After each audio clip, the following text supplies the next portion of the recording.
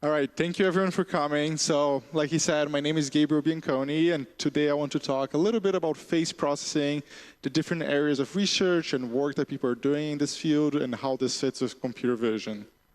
So briefly about my background, I'm, like you mentioned, the founder of this AI and data science consulting firm called Scalar Research. We're based in New York.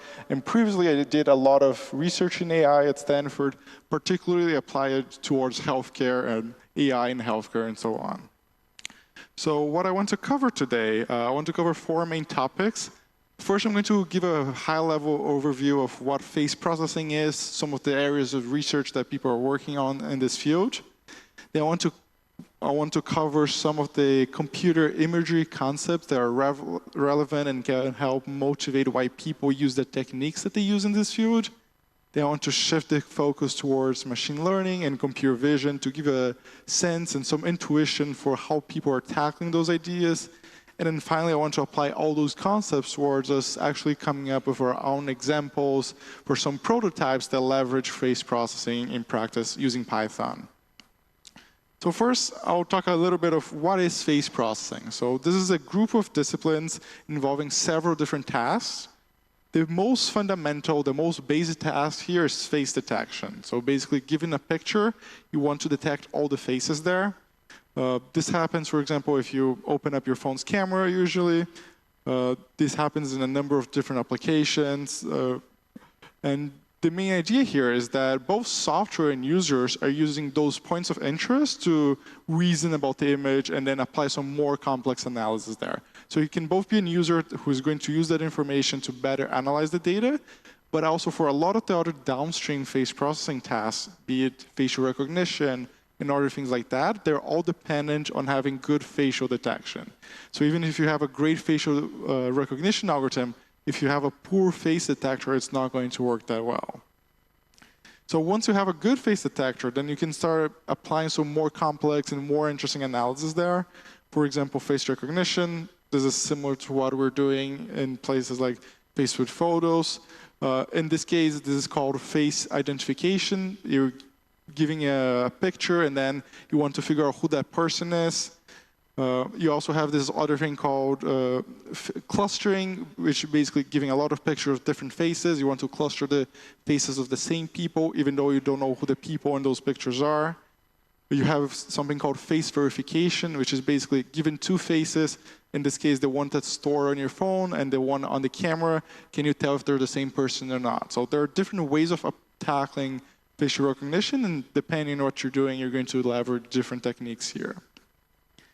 Beyond that, you're also going to have tasks such as face classification, where you want to infer some of the characteristics about the faces. For example, the gender of the people, maybe the sentiment of the different faces in the picture. You can try to estimate the age and other physical characteristics. For example, are the people wearing glasses? Did the people blink or close their eyes during the picture? And so on. In another area of direction, for example, is face manipulation, where you want to, given a face, you want to modify the face to add or modify some of the features there. So this is a common example of Snapchat filters, where you're adding features on top of the image, you're modifying the shapes, and so on. So this requires an understanding of the facial features and what's being represented and how to realistically manipulate those. And even beyond those common ones, you have a number of different areas that are usually used behind the scenes. For example, gaze estimation, 3D pose estimation, where you're predicting where the face is looking at in the picture, and even 3D reconstruction, where you start with one or a couple 2D pictures of the person, and you try to create a 3D model. And then you can use those properties that I just mentioned to work on a number of different applications. So this is just to give you some idea of what people are working on in this field. And now I want to review some of the concepts on computer imagery, or how computers are representing those photos and how that affects computer vision. So the high-level idea here is that an image is basically going to be a grid of pixels. So if you look at an image like this, we're going to have this massive grid of very small pixels. And each of those pixels under a color model, for example, commonly the RGB color model, which stands for red, green, and blue, we're going to have what's called 3 channels. So we're going to have a color that's going to be based off 3 base colors. So effectively, when you're looking at the image, we have just 2D data, which is this grid of pixels. And each of those pixels is also going to be a vector. So in practice, we have this thing that's a 3D data structure, which is called a tensor. So it's basically a matrix in higher dimension. And for a lot of programmers, including myself, this wasn't super intuitive at first. The intuition behind this is that it's basically a nested arrays.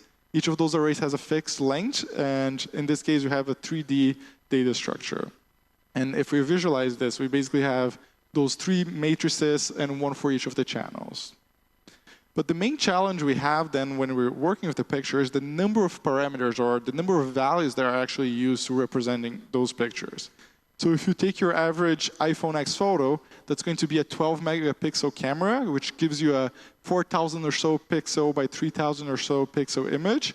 And since this gives 12 million pixels, we also have 3 channels per pixel. This gives us a total of 36 million parameters. So if you're used to working with machine learning or any sort of data science, if each of your data points had 36 million values, you'd realize that's way too tricky for a machine learning model to learn anything meaningful without actually knowing some sort of property about the data. So that's why we have this need for computer vision on top of basic machine learning.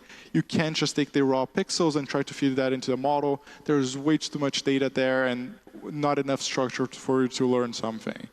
So for us humans, when you look at a picture, it's pretty straightforward what's being represented. But for a computer, like I said, it's going to be 36 million, sometimes even more, floats or other elements like this. So this is going to be pretty tricky to extract meaningful information from there. So this is where machine learning and computer vision actually come in. We want to extract some meaningful data from this massive number of parameters such that your model or whatever you're doing with that data is actually going to be able to learn something meaningful from it. So there are 2 ways of tackling this.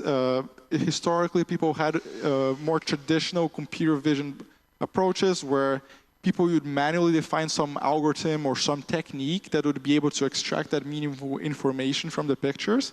So usually those algorithms would basically try to summarize an image into the most important, the most fundamental concepts that were being represented. And once you had that information, you then applied some machine learning model that made your prediction.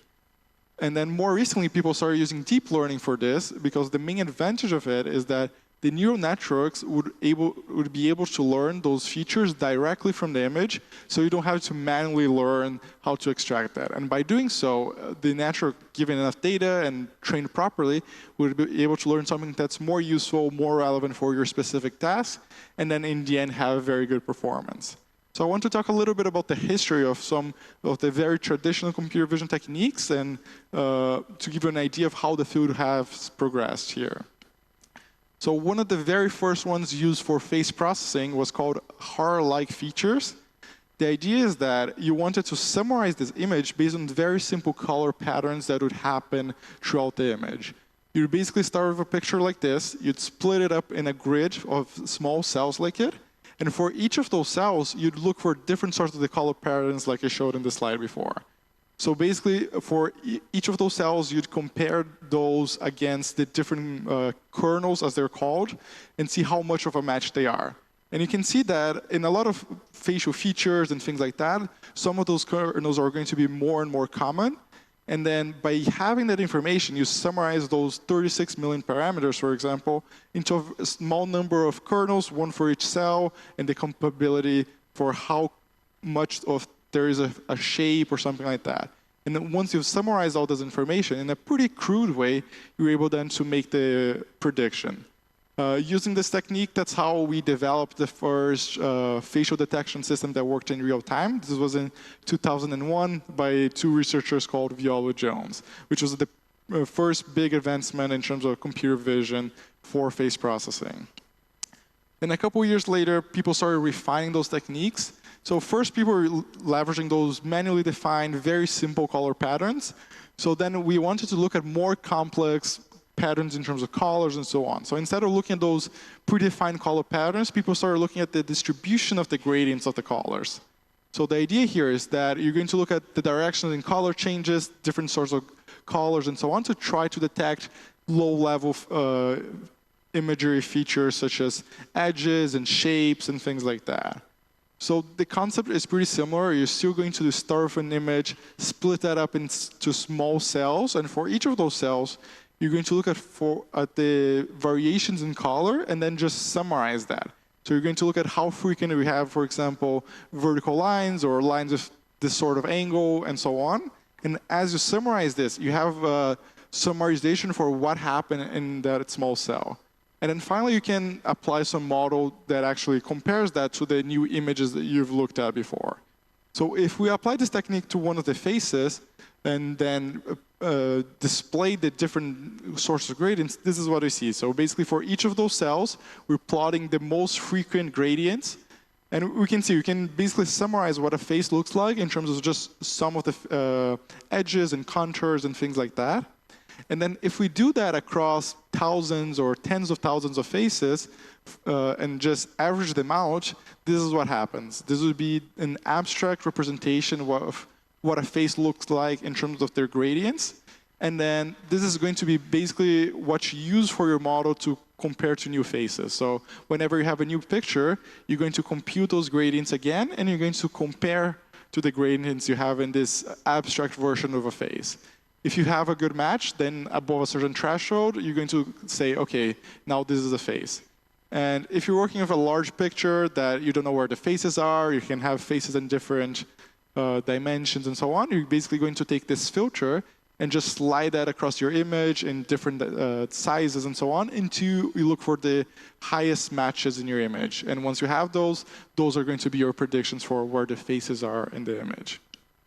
This works decently well, and it was very fast performing. So if you use something like this, you're going to be able to, for example, even your laptop, do this extremely quickly without any GPUs or any sort of things like that.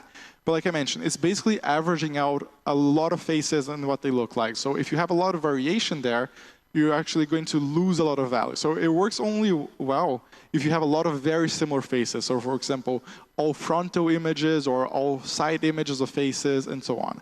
But as you start having more complex patterns, let's say you have different sorts of lighting, you have occlusion, different sorts of angles, and so on, those sorts of methods that have those manual filters wouldn't work too well. So this is where deep learning actually starts shining through and outperforming by a great order of magnitude. The idea behind neural networks and deep learning, I'm not going to go too deep into this, is that the network itself is able to look at the raw data that you have and learn progressively more and more abstract concepts about it. So instead of defining how to summarize that image, you can apply a type of neural network called a convolutional neural network that learns how to look at those very low-level patterns and then start learning more and more abstract concepts about the image. So in practice, if you look at the lower layers of a convolutional neural network, this is the sort of patterns it start looking for. Those are going to be changes in edges, changes in gradients, small lines. And then as you start going deeper into the network is going to start combining those patterns to look for more complex ideas. Here you start adding lines and curves and things like that.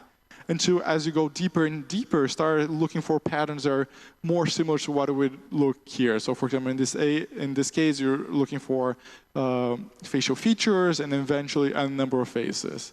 And the main advantage here is that the network is able to learn from different sources of data. And if you have a large enough data set, it's going to actually start being able to learn, for example, from frontal faces, from side faces, occlusion, and all sorts of variation that it has seen before. So this is how it was able to generalize to a new level it wasn't able in the past.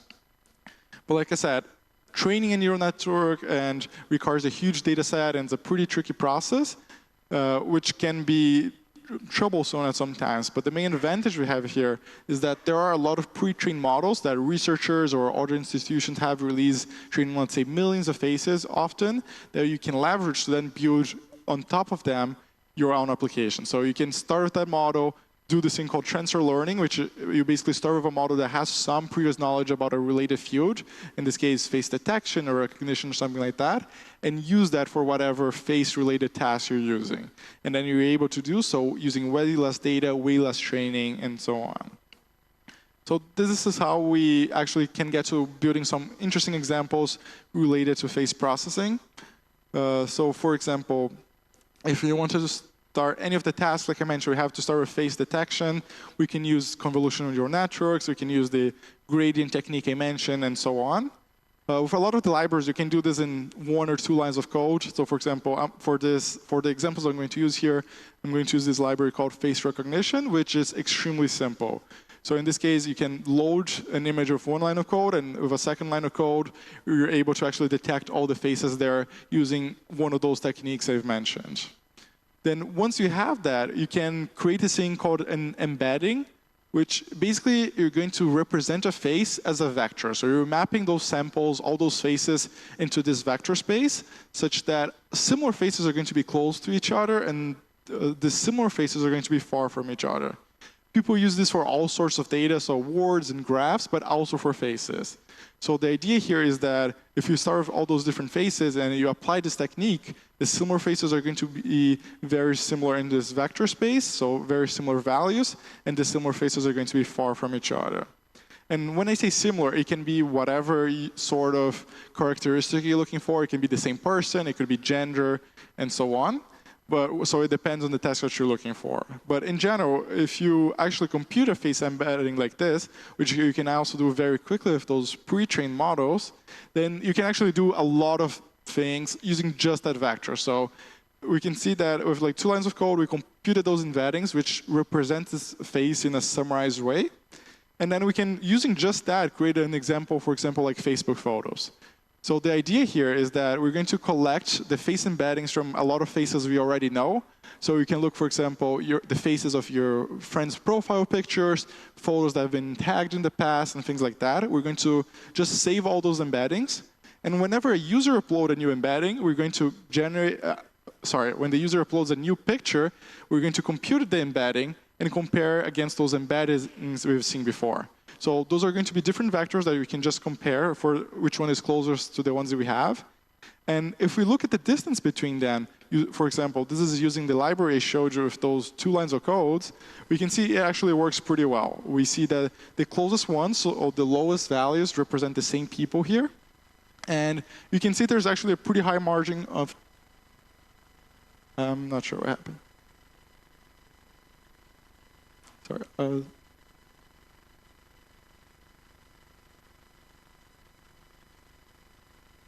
Okay, perfect. No worries.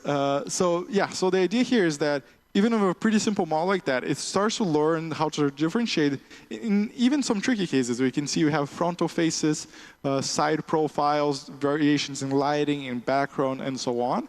And we still see a lot of difference here, and we're able to create an application like this with a couple lines of code.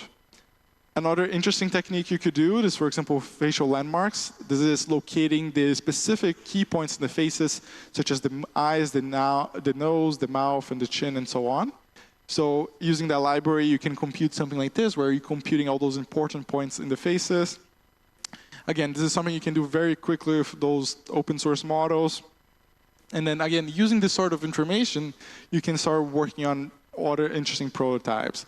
So if we wanted to create our own snapshot filter, for example, we could start by calculating all those face landmarks, so detecting where the nose and so on are in the face, and use that to draw polygons or deform the picture and so on.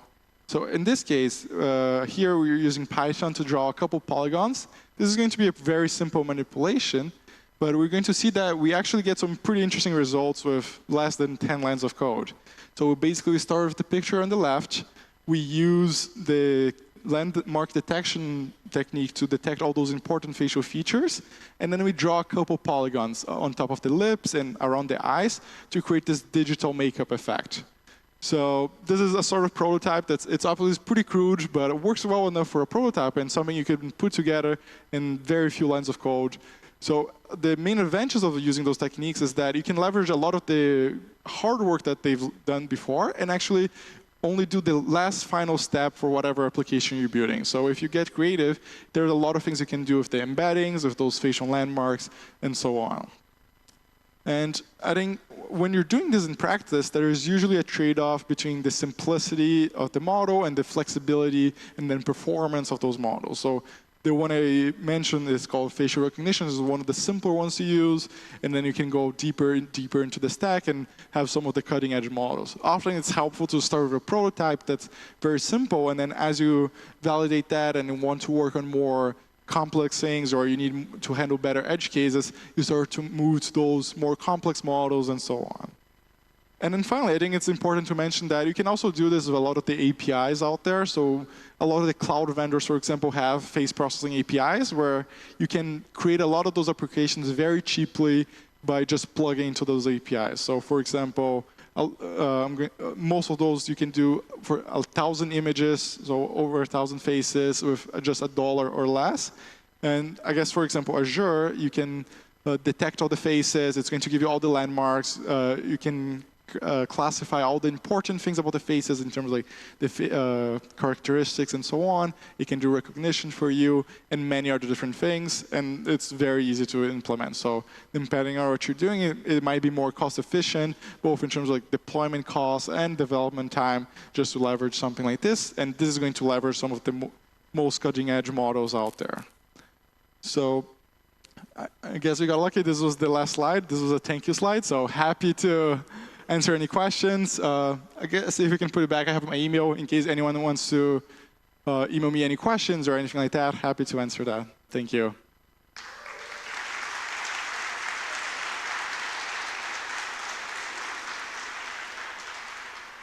Apparently, the projector needs some time to get back up. That's fine. Meanwhile, I'll read the question for you. Did you compare the accuracy of classical face processing with the convolutional network? Sure. It varies a little bit depending on the task, but to give some sort of the order of magnitude there, in terms of like object detection in general, not just faces, the first time when people used deep learning, that was called something called the RCNN. Before that, on the major benchmark, which is called the COCO dataset by Microsoft, people were getting about 40% accuracy there. And once they released the first version of a deep learning model, they almost increased by 50% to 60% performance. And then since then, people have increased that substantially. So now it's some of the tasks you can't even do with a traditional computer vision, and you can usually get twice the performance or something like that. The advantage of those traditional models is that they're usually very fast. You can run on your phone or without a GPU or anything like that, whereas a lot of the deep learning models, they're very slow. You need advanced hardware or things like that to run them. So there's some trade-off there. Thank you. Do we have any more questions? Come on. All right. All right. Thank you. Thank you for the talk. Your email's up.